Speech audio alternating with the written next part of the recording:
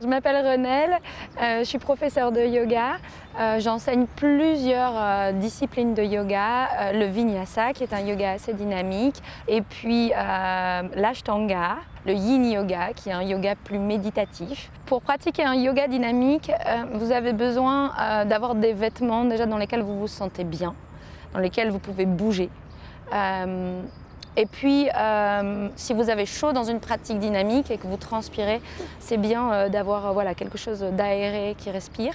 Et peut-être aussi que c'est bien parfois, pour certains cours dynamiques, peut-être pas tous, mais d'avoir aussi des vêtements près du corps.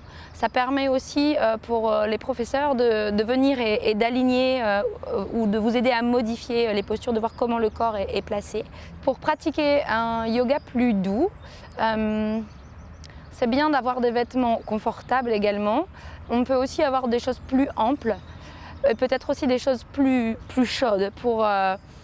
Comme on bouge moins, on a moins chaud et vraiment c'est important de se sentir à l'aise dans sa pratique. Donc vraiment prenez des vêtements qui peuvent être doux, chauds, agréables à porter.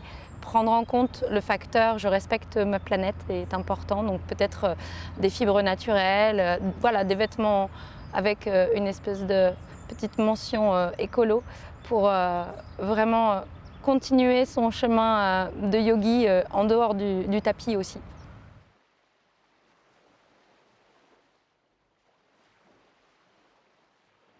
Comment choisir son tapis de yoga en fonction de sa pratique? Il y a vraiment plusieurs sortes de tapis. Pour un yoga dynamique, le côté antidérapant est assez important pour ma part. Aussi, il y a cette idée d'épaisseur du tapis. Donc, pour un yoga dynamique, on n'a pas forcément besoin d'avoir un tapis très épais. Mais encore une fois, si vous êtes mieux quand vous êtes sur un tapis plus épais, alors prenez un tapis plus épais. Pour ma part, je pratique avec un tapis de voyage à peu près partout, parce que j'aime bien aussi sentir la terre sous mes pieds ou sous ma tête ou sous mes mains. Pour un yoga plus doux, forcément, je pense que là, un tapis plus épais est préférable, parce que si on reste plus longtemps dans les postures ou si c'est des postures au sol, où on a les genoux sur le sol, etc., c'est bien d'avoir un tapis qui soit assez épais.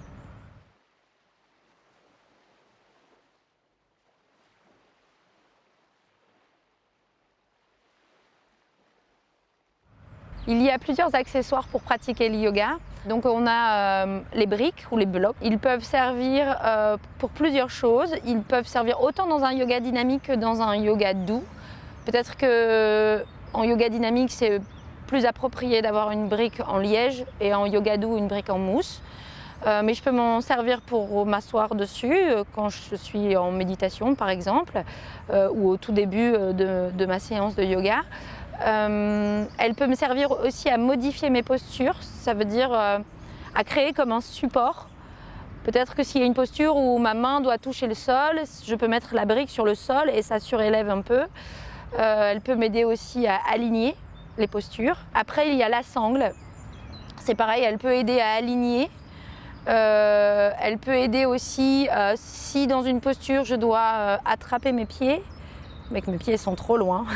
Alors je peux prendre la sangle, la mettre sous les orteils et venir attraper chaque bout de la sangle. Il y a le bolster. Le bolster, c'est comme un demi-traversin. En français, on traduirait ça comme ça, un demi-traversin. Je conseille le bolster pour vraiment les deux pratiques, parce qu'il va vous servir vraiment dans des yogas plus doux peut-être. En yin yoga, il sert beaucoup. Mais il est bien aussi dans les yogas dynamiques pour la posture finale de relaxation, le Shavasana. Quand vous avez un peu mal dans le bas du dos, vous le placez en dessous des genoux, plus haut, en dessous des cuisses. Et ça permet vraiment de coller le bas du dos sur le sol et de soulager cette région-là. Quoi d'autre? Il y a le zafu aussi. Le zafu, ça permet aussi de s'asseoir en tailleur pour sa méditation. Voilà.